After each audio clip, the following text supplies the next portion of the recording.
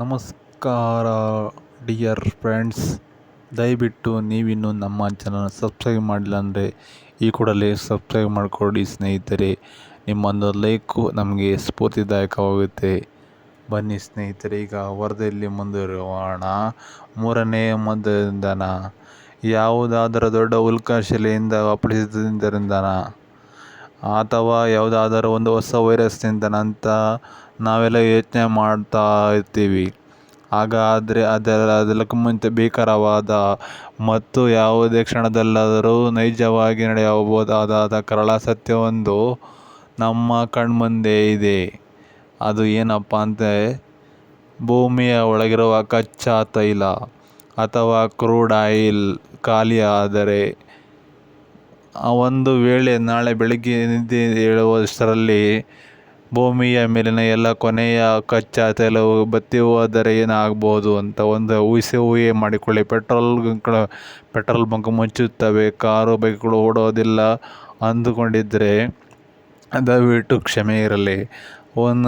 ನಿಮ್ಮ ಊಹೆ 1% ಮಾತ್ರ ಇರುತ್ತದೆ. ಉಳಿದ 90% ಸತ್ಯ ನಮ್ಮನ್ನು ಬೆಚ್ಚಿ ಬೀಳಿಸುತ್ತೆ. ಏನಪ್ಪ ಅಂದರೆ, ನಾವು ಉಸಿರಾಡುವ ಗಾಳಿಯನ್ನು ಬಿಟ್ಟರೆ ನಾವು ಬಳಸುವ ಪ್ರತಿಯೊಂದು ವಸ್ತುವಿನಲ್ಲೂ ತೈಲ ಅಂಶವಿರುತ್ತದೆ. ಈ ಕಪ್ಪು ಬಂಗಾರವಿಲ್ಲದೆ ಕೇವಲ ಒಂದು 30 ದಿನಗಳಲ್ಲಿ ನಮ್ಮ ಆಧುನಿಕ ಜಗತ್ತು ಹೇಗೆ ಕಲ್ಲಿನ ಯುಗಕ್ಕೆ ಹೋಗುತ್ತದೆ, ಶಿಲಾಯುಗಕ್ಕೆ ಹೋಗುತ್ತದೆ, ಭಯಾನಕ ಸತ್ಯವನ್ನು ಈ ವಿಡಿಯೋದಲ್ಲಿ ನೋಡೋಣ. ಸಬಳಾಗಿ ತಿಳಿದುಕೊಳ್ಳೋಣ ಬನ್ನಿ ಸ್ನೇಹಿತರೆ. ವಿಡಿಯೋನ ಖಂಡಿತ ಬೆಚ್ಚಿ ಬೀಳಿಸುತ್ತೆ. ಆದ್ದರಿಂದ ದಯವಿಟ್ಟು ಕೊನೆವರೆಗೂ ನೋಡಿ. ನಿಮ್ಮ ಅಭಿಪ್ರಾಯವನ್ನು ಕಮೆಂಟ್ ಮಾಡಲಿ ತಿಳಿಸಿ. ನಮ್ಮ ಇಂದಿನ ಜಗತ್ತು ನಿಂತಿರುವುದೇ ಗ್ಲೋಬಲ್ ಸಪ್ಲೈ ಚೈನ್ ಅಂದರೆ ಜಾಗತಿಕ ಪೂರೈಕೆ ಸರಪಳಿಯ ಮೇಲೆ. 10,000ಕ್ಕೂ ಹೆಚ್ಚು ಕಾರ್ಗೋ ಹಡಗುಗಳು, ಇಂಜಿನ್ಗಳು ಶಾಶ್ವತವಾಗಿ ನಿಂತು ಹೋಗುತ್ತವೆ. ಅಮೆರಿಕ ಎಲೆಕ್ಟ್ರಾನಿಕ್ಸ್, ಚೀನಾದ ಮೆಷಿನ್, ಗಲ್ಫ್ ದೇಶದ ಸಂಪನ್ಮೂಲಗಳು ಮತ್ತು ಭಾರತದ ರಫ್ತುಗಳು ಎಲ್ಲವೂ ಅಲ್ಲೇ ಲಾಕ್ ಆಗ್ತವೆ. ಇನ್ನು ಆಕಾಶದಲ್ಲಿ ಹಾರಾಡುವ ಸಾವಿರಾರು ವಿಮಾನಗಳು ಏವಿಯೇಷನ್ ಫ್ಯೂಯಲ್ ಇಲ್ಲದೆ ವಿಮಾನಗಳ ನಿಲ್ದಾಣಗಳಲ್ಲೇ ಕೇವಲ ಕಬ್ಬಿಣ ಅಕ್ಕಿಯಾಗಿ ನಿಲ್ಲುತ್ತವೆ. ರೈಲ್ವೆ ವ್ಯವಸ್ಥೆ ಎಲೆಕ್ಟ್ರಿಕ್ ಟ್ರೈನ್ಗಳಿದ್ದರೂ ಕಲ್ಲಿದ್ದಲು ಮತ್ತು ಅದಿರನ್ನು ಸಾಗಿಸುವ ಸಾವಿರಾರು ಡೀಸೆಲ್ ಗೂಡ್ಸ್ ರೈಲುಗಳು ಮೂಲೆ ಗುಂಪಾಗುತ್ತವೆ. ಪ್ರಪಂಚದ ಒಂದು ಮೂಲೆಯಿಂದ ಮೂಲೆಗೆ ಯಾವುದೇ ವಸ್ತು ಸಾಧ್ಯವಾಗದೆ ಇಡೀ ಪ್ರಪಂಚವೇ ವ್ಯಾಪಾರ ಮತ್ತು ವಹಿವಾಟು ಕೇವಲ 24 ಗಂಟೆಗಳಲ್ಲಿ ಸಂಪೂರ್ಣವಾಗಿ ಸ್ತಬ್ಧವಾಗುತ್ತದೆ. ಹಾಗಾದರೆ ನಾವೆಲ್ಲರೂ ಎಲೆಕ್ಟ್ರಿಸಿಟಿ ಮತ್ತು ವಿದ್ಯುತ್ ಶಕ್ತಿಯನ್ನು ತುಂಬ ಡಿಪೆಂಡ್ ಆಗಿದ್ದೀವಿ. ಗ್ಯಾಸ್ ಇಲ್ಲದೆ ಕರೆಂಟ್ ಇದೆ ಅಂತೆಲ್ಲ ಅಂದ್ಕೊಳ್ಬೋದು. ಹಾಗಾದರೆ ಬೆಚ್ಚಿಡುವ ಸತ್ಯ ಏನಂತ ಅಂದರೆ, ಇಂದಿಗೂ ಪ್ರಪಂಚದ 60% ವಿದ್ಯುತ್ ಉತ್ಪಾದನೆಯಾಗುವುದು ಕಲ್ಲಿದ್ದಲು ಮತ್ತು ನ್ಯಾಚುರಲ್ ಗ್ಯಾಸ್ನಿಂದ. ಈ ಕಲ್ಲಿದ್ದಲನ್ನು ಗಣಿಗಳಿಂದ ತೆಗೆದು ಥರ್ಮಲ್ ಪ್ಲಾಂಟ್ಗಳಿಗೆ ತರಲು ಬೇಕಾಗಿರುವುದು ಡೀಸೆಲ್ ರೈಲುಗಳು, ಬೃಹತ್ ಟ್ರಕ್ಗಳು. ಹಾಗಾಗಿ ಕ್ರೂಡ್ ಆಯಿಲ್ ಇಲ್ಲದಿದ್ದರೆ ಪವರ್ ಪ್ಲಾಂಟ್ಗಳಲ್ಲಿ ಕಲ್ಲಿದ್ದಲಿನ ಪೂರೈಕೆ ನಿಂತು ಹೋಗುತ್ತದೆ. ಕೇವಲ 1-2 ವಾರಗಳಲ್ಲಿ ಇಡೀ ಪ್ರಪಂಚವೇ ವಿದ್ಯುತ್ ವ್ಯವಸ್ಥೆ ಕುಸಿದು ಬಿಡುತ್ತದೆ. ನ್ಯೂಯಾರ್ಕ್, ಟೋಕಿಯೋ, ಮುಂಬೈ, ಬೆಂಗಳೂರಂತಹ ಮೆಟ್ರೋ ಸಿಟಿಗಳು ಕತ್ತಲಲ್ಲಿ ಮುಳುಗಿ ಹೋಗುತ್ತವೆ. ಇದರ ಇನ್ಫೆಕ್ಟ್ ಹೇಗಿರುತ್ತಂತಂದರೆ, ಬಹುಮಹಡಿ ಕಟ್ಟಡಗಳಲ್ಲಿ ಲಿಫ್ಟ್ಗಳು ಕೆಲಸ ಮಾಡುವುದಿಲ್ಲ. ನೀರನ್ನು ಪಂಪ್ ಮಾಡುವ ದೈತ್ಯ ಮೋಟಾರ್ಗಳು ನಿಂತು ಹೋಗುವುದರಿಂದ ಸಿಟಿಗಳಲ್ಲಿ ಕುಡಿಯುವ ನೀರಿಗೂ ಹಾಹಾಕಾರ ಶುರು ಆಗುತ್ತದೆ. ಇಂಟರ್ನೆಟ್ ಜಗತ್ತು ಕಂಪ್ಲೀಟ್ ಆಗಿ ಕೊಲಾಪ್ಸ್ ಆಗುತ್ತದೆ. ಗೂಗಲ್, ಅಮೆಜಾನ್ ಅಂಥ ದೈತ್ಯ ಕಂಪನಿಗಳು ಸರ್ವರ್ಗಳು ಕರೆಂಟ್ ಹೋದಾಗ ಡೀಸೆಲ್ ಜನರೇಟರ್ನಿಂದ ಮೇಲೆ ಡಿಪೆಂಡ್ ಆಗಿರುತ್ತವೆ. ಡೀಸೆಲ್ ಇದ್ದಾಗ ಇಡೀ ಪ್ರಪಂಚವೇ ಇಂಟರ್ನೆಟ್ ಸಂಪರ್ಕ, ಬ್ಯಾಂಕಿಂಗ್ ಸಿಸ್ಟಮ್, UPI ಪೇಮೆಂಟ್ಗಳು ಎಲ್ಲವೂ ನಾಶವಾಗುತ್ತದೆ. ನಮ್ಮ ಬ್ಯಾಂಕ್ ಅಕೌಂಟ್ನಲ್ಲಿ ಕೋಟಿ ರೂಪಾಯಿ ಇದ್ದರೂ ಅದು ಬಳಸಲು ಸಾಧ್ಯವಾಗದ ಪರಿಸ್ಥಿತಿ ನಿರ್ಮಾಣವಾಗುತ್ತದೆ. ಹಾಗಾದರೆ ನಾವು ಹೇಳುವ ಸತ್ಯವೇನನ್ನು ನಿದ್ದೆಗೆಡಿಸಬಹುದು. ಅದೇನಂತ ಅಂದರೆ, ನಾವು ಪ್ರತಿದಿನ ತಿನ್ನುವ ಅನ್ನ, ರೊಟ್ಟಿ, ತರಕಾರಿ, ಹಣ್ಣುಗಳು ಎಲ್ಲ ಪರೋಕ್ಷವಾಗಿ ತೈಲವೇ. ಅದು ಪರೋಕ್ಷವಾಗಿ ತೈಲವೇ. ಹೌದು, ನೀವು ಕೇಳಿರುವುದು ಅಕ್ಷರ ಸತ್ಯ. ಅದು ಹೇಗಂತ ಅಂತೀರಾ? ಇಂದಿನ 800 ಕೋಟಿಗಳ ಜನಸಂಖ್ಯೆ ಕೇವಲ ಸಾವಯವ ಕೃಷಿಯಿಂದ ಊಟ ಹಾಕಲು ಸಾಧ್ಯವೇ ಇಲ್ಲ. ಅದಕ್ಕಾಗಿ ಯೂರಿಯಾ, DAP ಅಂತಹ ಕೆಮಿಕಲ್ ಫರ್ಟಿಲೈಸರ್ಸ್ ಅಂದರೆ ರಸಗೊಬ್ಬರಗಳ ಮೇಲೆ ಡಿಪೆಂಡ್ ಆಗಿದ್ದೀವಿ.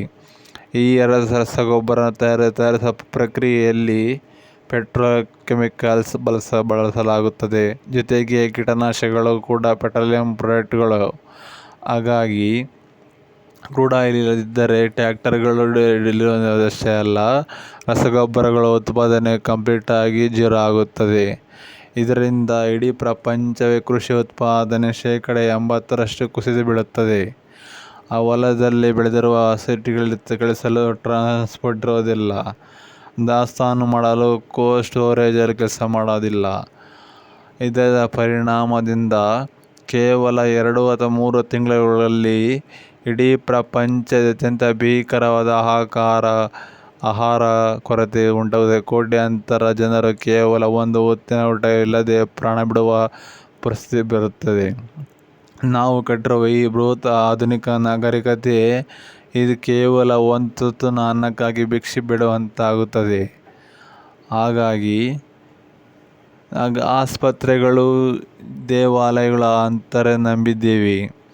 ಆದರೆ ಆಧುನಿಕ ವೈದ್ಯಕೀಯ ವ್ಯವಸ್ಥೆಯಲ್ಲಿ ಬೆನ್ನೆಲುಬಾಗಿರುವ ಈ ಕ್ರೂಡ್ ಆಯಿಲ್, ಈ ನಾವು ಬಳಸುವ ಮಾತ್ರೆಗಳು, ಕವರ್ಗಳು, ಪ್ಲಾಸ್ಟಿಕ್ ಸಿರಿಂಜ್ಗಳು, IV ಬ್ಯಾಗ್ಗಳು, ಆಪರೇಷನ್ ಥಿಯೇಟರ್ಗಳಲ್ಲಿ ಬಳಸುವ ಗ್ಲೌಸ್ಗಳು, MRI ಎಕ್ಸ್ರೇ ಮಿಷಿನ್ಗಳು, ಬಿಡಿಭಾಗಗಳು, ಎಕ್ಸ್ರೇ ಶೀಟ್ಗಳು ಪೆಟ್ರೋಲ್ ಉತ್ಪನ್ನಗಳಾಗಿವೆ.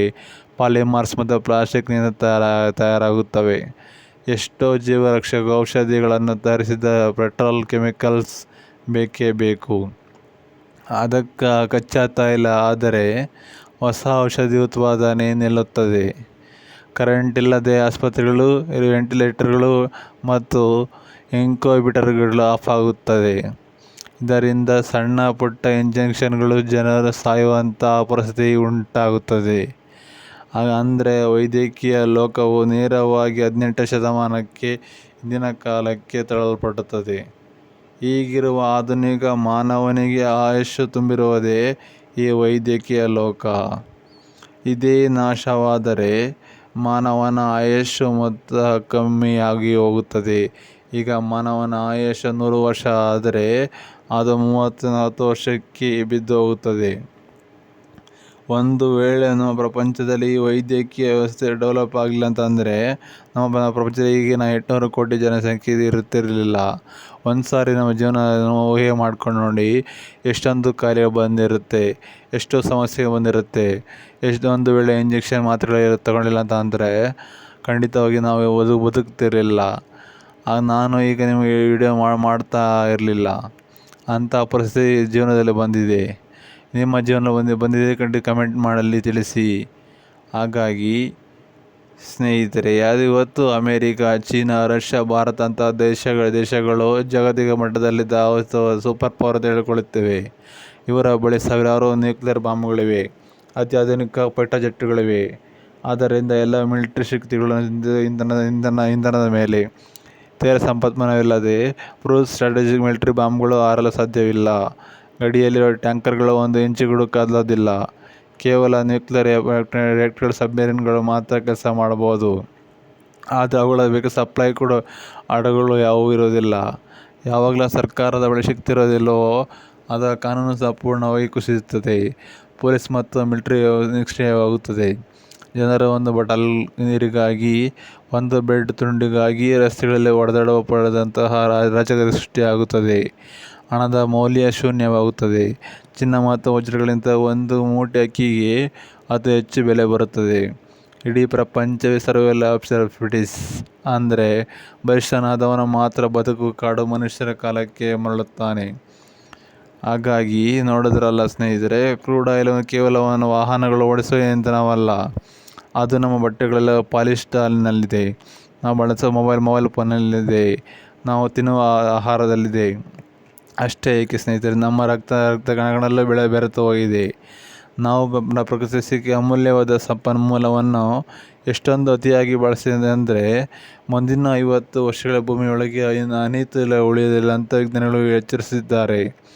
ಇದೇ ಕಾರಣಕ್ಕಾಗಿ ಪ್ರಪಂಚದಾದ್ಯಂತ ಸೋಲಾರ್, ವಿಂಡ್ ಮತ್ತು ಹೈಡ್ರೋಜನ್ ಅಂತಹ ಪರ್ಯಾಯ ಶಕ್ತಿಗಳ ಕಡೆಗೆ ಅತಿವೇಗವಾಗಿ ಬದಲಾಗುವ ಪ್ರಯತ್ನ ನಡೆಯುತ್ತವೆ. ಆಗ ಇದು ಕೇವಲ ಒಂದು ಪರಿಸರ ಉಳಿಸಲು ಪ್ರಯತ್ನವಲ್ಲ, ಬದಲಿಗೆ ಇಡೀ ಮಾನವ ಕುಲದ ಅಸ್ತಿತ್ವವನ್ನು ನಾವು ಕಷ್ಟಪಟ್ಟು ಕಟ್ಟಿರುವ ಈ ನಾಗರಿಕತೆಯನ್ನು ಉಳಿಸಿಕೊಳ್ಳುವ ಅಂತಿಮ ಹೋರಾಟ. ಆದ್ದರಿಂದ ಈ ಪರ್ಯಾಯ ಶಕ್ತಿಯಲ್ಲಿ ಬಳಕೆಗೆ ಸರ್ಕಾರ ಜವಾಬ್ದಾರಿಯಲ್ಲ, ಅದು ಪ್ರತಿಯೊಬ್ಬ ನಾಗರಿಕನ ಅನಿವಾರ್ಯತೆ. ಈಗ ಹೇಳು ನಮಸ್ಕಾರ. ಮಾತ್ರ ಸ್ನೇಹಿತರೆ, ಇಷ್ಟ ಲೈಕ್ ಮಾಡಿ, ಶೇರ್ ಮಾಡಿ. ನಮಸ್ಕಾರ.